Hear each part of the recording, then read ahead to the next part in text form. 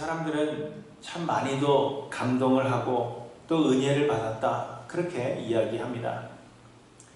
책을 읽으면서도 감동하고, TV를 보면서도 감동하고, 영화를 볼 때에도 감동하고, 음악을 들을 때에도, 그리고 누군가의 이야기를 들을 때 우리는 쉽게 감동을 받습니다. 이제 연말이 되면 TV에서 어려운 삶을 살아가고 있는 사람들의 이야기와 또 그 어려운 사람들을 도와주는 그러한 사람들의 이야기를 많이 들려줄 터인데, 우리는 아마도 그 이야기들을 들으면서 또다시 감동의 눈물을 흘릴 것입니다. 그리고 진실인지는 모르지만 설교를 들은 뒤에도 많이들 은혜 받았다라고 이야기를 해주십니다. 또한 우리는 찬양을 들을 때와 기도를 드릴 때 우리는 은혜를 받습니다. 그리고 누군가의 간증을 듣는다면 우리는 또 감동을 받고 은혜를 받았다, 그렇게 생각할 것입니다. 하지만 대부분 감동을 받는 것으로 그치는 경우가 많습니다. 마음에 어떤 알 수 없는 감정을 느끼고 눈물을 흘리기는 하지만 그것으로 만족할 뿐 삶에는 아무런 변화도 일어나지 않는 것입니다. 그저 눈물을 흘리게 하는 그 감정이 좋을 뿐, 그래서 우리는 또 다른 감동을 갈망하고 그런 감정을 느끼는 것으로 내가 꽤 선한 삶을 살고 있다, 그렇게 스스로를 자위하며 살아가고 있는 것입니다. 삶에는 아무런 변화도 일어나지 않아요. 감동을 받아도 그래서 내가 어떻게 해야 되겠다, 그러한 변화가 일어나지는 않지만 그래도 내가 감동을 받고 저렇게 감동스러운 이야기에 눈물을 흘리는구나, 나는 참 괜찮은 사람이구나, 그렇게 스스로를 안위하며 살아가고 있다는 것입니다. 그러나 여러분, 우리의 삶에 변화가 일어나지 않는다면 아무리 큰 감동을 받고 은혜를 받았다고 해도 아무런 소용이 없는 것입니다. 우리는 믿음으로 말미암아 의롭다고 인정함을 받았지만 우리의 구원을 온전히 이룬 것은 아니기 때문입니다. 우리는 여전히 이 은혜로 시작된 구원의 완성을 이루어가는 과정에 있는 것입니다.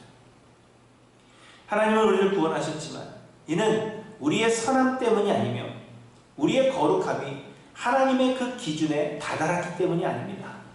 다만 우리가 구원함을 얻은 것은 하나님의 은혜로 된 것입니다. 하나님은 우리가 죄인 되었을 때 먼저 우리를 택해 주셨습니다. 죽음으로 그 죄값을 치러야 할 우리를 대신하여서 하나님의 독생자 예수 그리스도를 보내주시고 십자가에 달려 죽게 하심으로 우리의 죄값을 대신 치르시고 우리를 용서해 주신 것입니다. 그리고는 성령을 우리에게 보내주사 예수의 그리스도 되심을 믿는 그 믿음을 우리에게 선물로 주셨고, 우리가 믿을 때 그 믿음을 우리의 의로 인정해 주신 것입니다. 그래서 여러분, 우리는 여전히 죄인입니다. 우리가 선하게 되었기 때문에 의롭다고 인정하시는 것이 아니라 우리는 여전히 죄인이지만 하나님께서 그저 우리를 의롭다고 인정해 주신 것입니다. 그러므로 이제 하나님의 은혜로 의롭다고 인정함을 받은 자들로서는 예수 그리스도를 바라보며 주께서 우리를 부르시는 그날까지 예수 그리스도의 거룩함을 닮아감으로 우리의 구원을 이루어 가야 하는 것입니다. 우리는 죄로 물든 우리의 옛사람을 벗어버리고 하나님을 따라 의와 진리의 거룩함으로 지으심을 받은 새 사람을 입어야 합니다. 그래서 바울사도는 항상 복종하여 두렵고 떨림으로 너희 구원을 이루라, 이렇게 우리에게 말씀하고 있는 것입니다. 그리고 여러분, 이 성화는 우리 안에 거하시는 성령의 역사하심으로 말미암아 이루어가게 만드시는 것입니다. 곧 우리 스스로 거룩해질 수 없기 때문에 성령께서 우리 안에서 역사하심으로 거룩을 이루게 하신다는 것입니다. 그러므로 성령이 임재하시는 진정 구원을 얻은 참 그리스도인이라면 감동이나 은혜 받았다는 것 생각에 그치는 것이 아니라 삶의 변화를 일으켜서 성화를 이루어 가는 것입니다. 성화가 일어나지 않는 사람은 그리스도의 사람이라 그렇게 말할 수 없으며, 그러므로 삶의 변화가 없는 믿음은 공허한 소리에 불과한 것을 우리에게 말씀하고 있는 것입니다. 그러므로 사랑하는 성도 여러분, 여러분은 성화되어 가고 있는지를 돌아보셔야 합니다. 그저 감동받고 은혜를 받았다는 그 감정에 여러분 만족하지 마시고, 예수 그리스도를 닮는 그 거룩함에 조금씩 가까워지고 있는가 돌아보시며 성령의 인도를 간구하시는 저와 여러분들이 되시길 바랍니다. 그런데 여러분, 우리가 많은 감동을 받으면서도 변화하지 못하는 이유가 무엇이겠습니까? 그것은 우리가 아무것도 결단하지 않기 때문이며, 또한 우리가 무엇을 해야 할지 알지 못하기 때문입니다. 우리는 감동을 많이 받고 때로는 눈물을 흘리지만, 그래서 내가 무엇을 해야 할지 결단하지 않고 또 어떻게 해야 하는지를 알려고 하지 않는다는 것입니다. 곧 변화에 대한 갈망, 거룩함에 대한 추구가 우리의 삶에 없다는 것입니다. 그래서 우리는 변화하지 못하는 것입니다. 바벨론 포로에서 돌아온 이스라엘 백성들은 하나님께 불평했습니다. 성전을 건축한 지 오래되었고 예루살렘 성벽도 이제 다 건설되었으며 또 나름대로 종교적인 개혁을 이루었음에도 불구하고 그들은 여전히 바라던 복을 받지 못하고 있었기 때문입니다. 나라는 여전히 정치적 독립을 이루지 못해서 경제적인 어려움을 여전히 겪고 있었기 때문에 우리가 율법을 지키며 하나님께 제물을 드리는 것이 모두 소용없는 일이라 그렇게 느껴졌습니다. 그리고 거기에 더하여서 악인들이 오히려 형통한 것을 바라보는 것이 그들에게는 무척이나 괴로운 일이었습니다. 그래서 이스라엘은 점점 하나님에게서 멀어지기 시작했습니다. 하나님의 사랑을 부인하고 율법을 지키지 않았습니다. 눈먼 것이나 병든 것 등 흠이 있는 짐승들을 골라서 그저 형식적으로 제사하였고, 우상을 숭배할 뿐만 아니라 이방의 풍습을 따르며 음행을 일삼았습니다. 그리고는 하나님께서 복 주시지 않았기 때문이라 그렇게 변명한 것입니다. 하지만 하나님은 말라기 선지자를 통해서 하나님은 이스라엘을 사랑하시며 하나님의 그 사랑은 변함이 없다는 것을 말씀하셨습니다. 한 어머니에게서 난 형제여 쌍둥이이며 아직 나지도 아니하고 무슨 선이나 악을 행하지 아니할 때에 야곱은 택하시고 에서를 택하지 않으신 것은 하나님께서 이스라엘을 사랑하시는 증거임을 말씀하셨습니다. 이스라엘은 하나님께서 복 주시지 않으시기 때문에 우리가 하나님께 대하여 신실할 수 없다 그렇게 이야기했지만, 하나님은 이스라엘이 복을 누리지 못하는 이유가 오히려 하나님께 대하여 신실하지 못하기 때문이라고 말씀하셨습니다. 또한 하나님은 이스라엘과 맺으신 그 언약에 변함이 없으시니 반드시 그 언약은 이루어질 것과 또한 악에 대한 하나님의 심판을 약속하신 것입니다. 이제 이스라엘 사람들에게 남아있는 것은 하나님께 대하여 신실하기로 결단하고 하나님께로 돌아가는 것 뿐이었습니다. 그래서 하나님은 오늘 본문에서 하나님께로 돌아올 것을 촉구하고 계십니다. 7절에 보시면 만군의 여호와가 이르노라 너희 조상들의 날로부터 너희가 나의 규례를 떠나 지키지 아니하였도다. 그런즉 내게로 돌아오라. 그리하면 나도 너희에게 돌아가리라. 이렇게 말씀하십니다. 사랑하는 성도 여러분, 이와 마찬가지로 우리는 하나님에게서 멀어져 있습니다.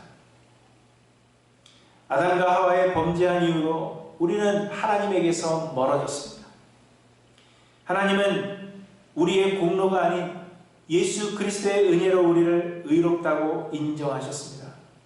그렇기 때문에 하나님께서 우리를 의롭다고 인정하셨음에도 불구하고 우리는 여전히 하나님과 멀리 있는 자들입니다.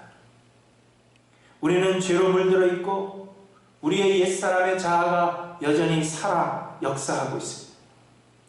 우리는 아직 완전하지 못하며 누구든지 완전하다고 생각한다면 이는 거짓이라고 성경은 말씀하십니다. 우리의 본성은 계속해서 세상을 향하여 나아가게 합니다. 그러므로 여러분, 우리는 하나님께로 돌아가야 합니다. 하나님께로 돌아가겠노라고 끊임없이 결단하고 또 결단해야 한다는 것입니다. 그저 감동을 받고 눈물을 흘리는 것에 만족하셔서는 안 됩니다. 예배 한번 드리고 말씀 듣는 것으로, 일주일에 한번 말씀 듣는 것으로 내 의무를 다했다, 그렇게 여러분 생각하지 마시기 바랍니다. 내가 은혜를 받았다 하는 그 감정에 여러분 속지 마셔야 합니다. 변화를 갈망하고 거룩을 추구하며 하나님께로 돌아가겠노라고 결단하고 실행하여서 변화를 이루어 가시는 저와 여러분들이 되시기를 바랍니다. 그런데 여러분, 문제는 우리가 어떻게 하여야 하나님께로 돌아가는 것인지 그 길을 알지 못한다는 것입니다. 우리는 종종 우리의 배우자 혹은 우리의 자녀들을 사랑하겠노라 그렇게 결단하지만 잘 되지 않는 것을 우리는 경험하게 됩니다. 그 이유는 우리가 어떻게 사랑해야 하는지를 모르기 때문입니다. 상대방이 원하는 것이 무엇인지를 알지 못하고 그저 우리가 생각하는 방식으로 사랑하려고 하지만 이것이 오히려 더 큰 문제를 일으키거나 그 관계를 파괴적으로 만들어버릴 때가 많이 있습니다. 이와 마찬가지로 우리는 나름대로 하나님께로 돌아가겠노라 그렇게 결단하고 하나님께로 돌아간다고 하지만 어떻게 하여야 하나님께로 돌아가는 것인지를 알지 못하기 때문에 오히려 더욱 멀어지고 있는 것은 아닌가 우리는 생각해야 할 것입니다. 오늘 본문에서도 보시면 이스라엘 사람들이 하나님께 질문합니다. 7절 하반절에 보시면 너희가 이르기를 우리가 어떻게 하여야 돌아가리까 하는도다 이렇게 말씀하고 있습니다. 그러자 하나님께서 대답하십니다. 8절부터의 말씀입니다. 사람이 어찌 하나님의 것을 도둑질하겠느냐. 그러나 너희는 나의 것을 도둑질하고도 말하기를 우리가 어떻게 주의 것을 도둑질하였나이까 하는도다. 이는 곧 11조와 봉헌물이라. 너희 곧 온 나라가 나의 것을 도둑질하였으므로 너희가 저주를 받았느니라. 분명하게 우리에게 오늘 말씀하시는 것은 하나님께로 돌아가는 길은 하나님께 온전한 11조와 봉헌물을 드리는 것이라 그렇게 우리에게 말씀하고 있는 것입니다. 오늘 하나님께로 돌아가는 길은 봉헌물과 11조다 그렇게 말씀하시면서 오늘 헌금 이야기를 하시는구나 그렇게 생각하시면서 마음에 불편하시거나 온라인으로 예배를 드리시다가 슬쩍 온라인을 떠나려고 하시는 분들이 계시는 것 같은데 여러분 하나님의 말씀을 끝까지 경청해 들으시기 바랍니다. 11조와 봉헌물을 하나님께 드리는 것이 하나님께로 돌아오는 길이라 그렇게 말씀하시는 이유가 무엇인지 이제 설명을 드리려고 합니다. 11조는 우리가 얻은 것의 10분의 1을 하나님께 드리는 것입니다. 그런데 어떤 사람들은 이 11조가 옛날에 기업이 없는 레위인들을 부양하기 위한 제도였기 때문에 현대에는 레위인들이 존재하지 않는다는 이유로 11조를 드릴 필요가 없다. 그렇게 이야기하는 사람들이 있습니다.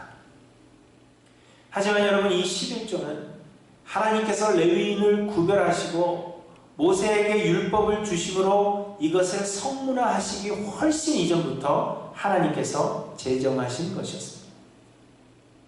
11조의 예가 성경에 제일 처음 기록된 것은 아브라함이 조카 롯을 구하기 위해서 전쟁을 치른 뒤에 그 전쟁에서 얻은 전리품의 10분의 1을 살렘의 왕이요 하나님의 제사장이었던 멜기세덱에게 바친 것입니다.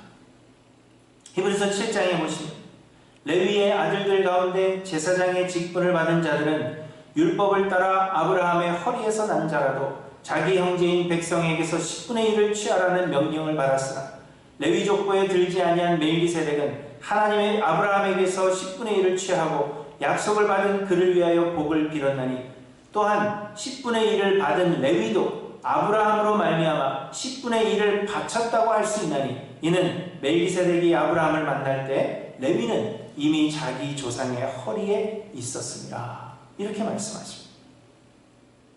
여러분, 이처럼 11조는 하나님께서 레위인을 구별하시기 훨씬 이전부터 하나님께서 제정하신 규율이라는 것입니다.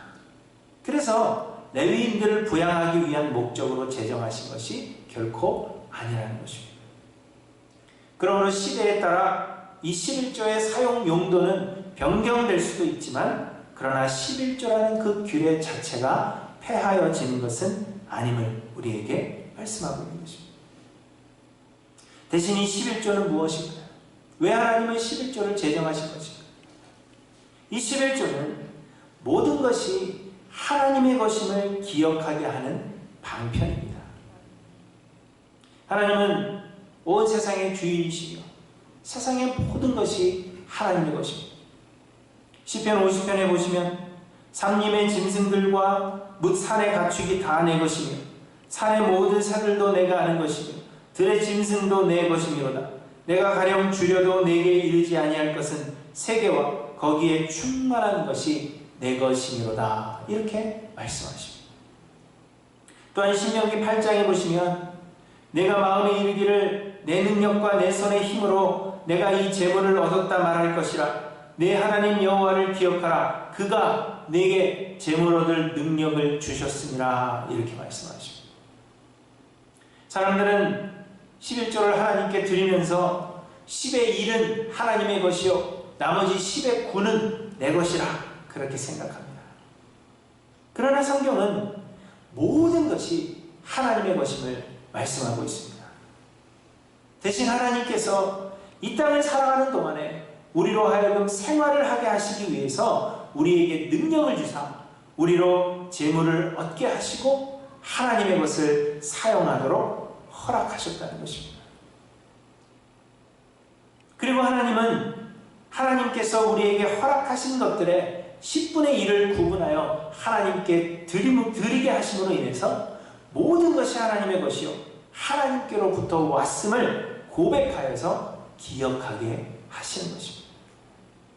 내가 벌었는데 감사하니까 10의 1만 하나님 앞에 드리고 나머지는 내 거다, 그게 아니라 모든 것이 다 하나님의 것이고 하나님께서 우리로 하여금 사용하게 하신 것임을 10의 1을 구분하여 하나님께 드림을 통하여 우리로 하여금 고백하고 기억하게 하신다는 것입니다.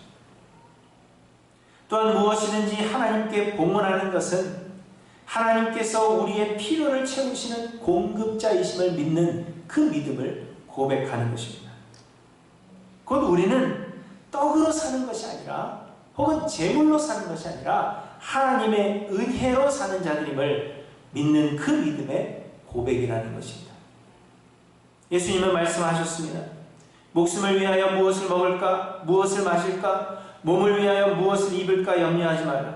공중의 새를 보라. 심지도 않고 거두지도 않고 창고에 모아들이지도 아니하니 너희 하늘 아버지께서 기르시나니 너희는 이것들보다 귀하지 아니하냐. 오늘 있다가 내일 아궁이에 던져지는 들풀도 하나님이 이렇게 입히시거든. 하물며 너희일까 보냐. 믿음이 작은 자들아. 그러므로 염려하여 이르기를 무엇을 먹을까, 무엇을 마실까, 무엇을 입을까 하지 말라. 이는 다 이방인들이 구하는 것이라. 너희 하늘 아버지께서 이 모든 것이 너희에게 있어야 할 줄을 아시느니라. 그런즉 너희는 먼저 그의 나라와 그의 의를 구하라. 그리하면 이 모든 것을 너희에게 더하시리라. 하나님은 우리를 사랑하시며 하나님은 우리의 공급자이십니다. 하나님은 우리에게 필요한 것이 무엇인 줄을 아시며 우리에게 최선이 무엇인지를 아십니다. 그래서 하나님은 우리의 필요를 채워주시며 우리는 그런 하나님의 은혜로 사는 것입니다. 오늘 보면 11절에도 보시면 만군의 여호와가 이르노라. 내가 너희를 위하여 메뚜기를 금하여 너희 토지 소산을 먹어 없애지 못하게 하며 너희 밭에 포도나무 열매가 기한 전에 떨어지지 않게 하리니. 이렇게 말씀하십니다. 하나님께서 모든 것을 주관하시고 하나님께서 공급자 되심을 말씀하고 있는 것입니다. 우리가 재물이 많아서 그 재물로 사는 것이 아니라 하나님께서 우리에게 재물을 얻게도 하시며 혹은 재물을 걷어가게도 하시며 모든 것이 하나님의 은혜요 하나님의 주권에 있으며 하나님은 우리의 공급자가 되신다는 것을 오늘 본문이 우리에게 말씀하고 있는 것입니다. 그런데 우리가 하나님께 온전한 11조를 드리지 못하는 것은 모든 것이 하나님의 것임을 부인하는 것으로 하나님의 것을 도둑질하는 것이 된다는 것입니다. 사람들이 하나님께 드리지 못하는 이유가 무엇입니까? 그것은 하나님께 드리면 부족할 것이라는 두려움 때문입니다. 내가 올 한 해 살아가는 동안에 이만큼의 재물이 필요한데 이것을 하나님 앞에 드리면 나는 부족할 것이다. 그렇게 우리는 두려워하는 것입니다. 그러므로 우리가 하나님께 드리기에 인색하다면 하나님께서 우리의 공급자 되심을 믿지 못한다는 것이며 부족함 없이 채우시는 하나님을 온전히 의지하지 못하고 있다는 증거가 되는 것입니다. 하나님 앞에 드리는 것에 인색하다면 우리는 하나님의 은혜로 사는 것이 아니라 하나님의 인도하심 때문에 살아가는 것이 아니라 나는 이 재물 때문에 살아가고 있는 것입니다. 그렇게 고백하는 것과 같다는 것입니다. 이처럼 하나님은 우리가 하나님의 주권을 인정하기를 원하시며 하나님을 온전히 믿고 의지하기를 원하시는 것입니다. 곧 우리가 하나님께로 돌아가는 길은 세상에서 우리가 의지하던 모든 것들을 배설물처럼 버리는 것이라는 것을 오늘 본문이 우리에게 말씀하고 있는 것입니다. 그리고 우리가 하나님께로 돌아가는 길은 하나님을 온전히 의지하여 하나님께 모든 것을 맡기고 하나님의 인도하심에 순종하는 것이 그것이 하나님께로 돌아가는 길임을 우리에게 말씀하고 있다는 것입니다. 그런데 하나님은 우리가 이 결심에 대하여 구체적으로 실천하기를 원하시는 것입니다. 사람들은 흔히 하나님은 중심을 보시기 때문에 하나님께는 마음만 드리면 된다 그렇게 생각합니다. 하나님께로 돌아가려고 하는 마음, 하나님만을 의지하겠다는 그 마음이면 충분할 것이다 그렇게 생각하는 것입니다. 그러나 여러분, 하나님께서 중심을 보신다는 것은 그 마음의 진실함을 원하신다는 것이지 마음만 받으시겠다는 것이 결코 아닙니다. 우리가 배우자를 사랑한다고 말하면서도 선물도 한 번도 주지 않고 사랑의 행위도 전혀 없다면 그리고 그저 마음만 받아라. 나는 너를 사랑하니까 내 마음만 받아라. 그렇게 이야기한다면 이는 진실로 사랑한다고 말할 수 없는 것입니다. 이처럼 여러분, 진실함이 담겨있지 않은 형식은 있을 수 있지만 그 마음이 진실하다면 어떤 형식으로든지 겉으로 드러나게 되는 것입니다. 마음이 없는 형식은 있을 수 있죠. 그러나 마음이 있다면 형식이 나타나게 되는 것입니다. 그래서 하나님은 세상을 의지하지 않고 전적으로 하나님을 의지하며 하나님께 모두 맡겨 순종하는 것이 곧 하나님께로 돌아오는 길임을 말씀하시면서도 구체적으로 온전한 11조와 봉헌물을 하나님께 드리는 것을 예를 들어서 설명하고 계시는 것입니다. 진정으로 하나님의 주권을 인정하고 모든 것을 하나님께 맡기며 하나님만을 의지하는 사람이라면 모든 것이 하나님의 것임을 고백하는 11조를 하나님 앞에 드리고 하나님께서 나의 공급자가 되신다는 그 표현으로 봉헌물을 하나님 앞에 드리지 않을 수 없다는 것입니다. 그러므로 하나님과 멀어져 있는 우리가 하나님께로 돌아가려면 하나님께 온전한 11조를 드리며 하나님께 드리기에 인색하지 않음으로 인해서 은혜에 대한 감사하는 우리의 마음과 하나님의 주권을 인정하고 하나님을 전적으로 의지하는 우리의 믿음을 표현하게 된다는 것입니다. 하지만 이는 하나님을 전적으로 의지함으로 하나님께로 돌아가는 한 예일 뿐 우리는 이것에 국한되어서는 안 될 것입니다. 우리는 어떻게 하나님을 전적으로 의지하는 우리의 믿음을 구체적으로 표현할 것인지를 항상 고민해야 합니다. 11조와 봉헌물을 하나님께 드리는 것 외에 주일 성수 또한 하나님께로 돌아가는 길이 될 것입니다.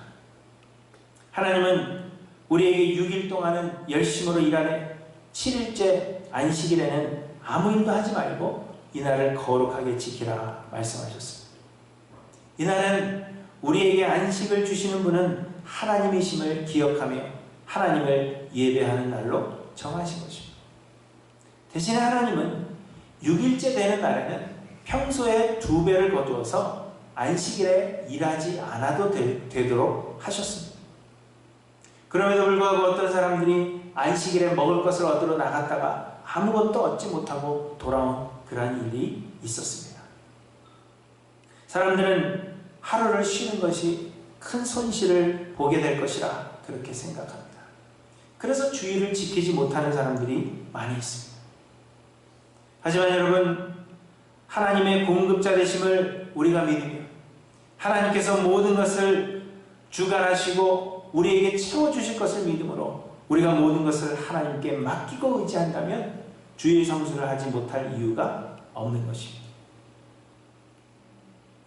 또한 일이 내 뜻대로 되지 않는다고 해서 두려워하거나 분을 내지 않는 것, 그리고 내 뜻을 관철시키고자 고집을 피우거나 노력하지 않는 것 역시 하나님께로 돌아가는 길이 될 것입니다.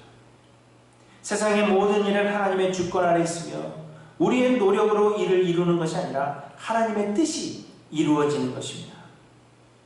그러므로 내 뜻대로 되지 않아도 하나님의 뜻이 이루어질 것을 믿으며 평온할 수 있는 것, 그것이 하나님을 전적으로 의지하고 있음에 대한 증거가 되며 하나님께로 돌아가는 길이 되는 것입니다.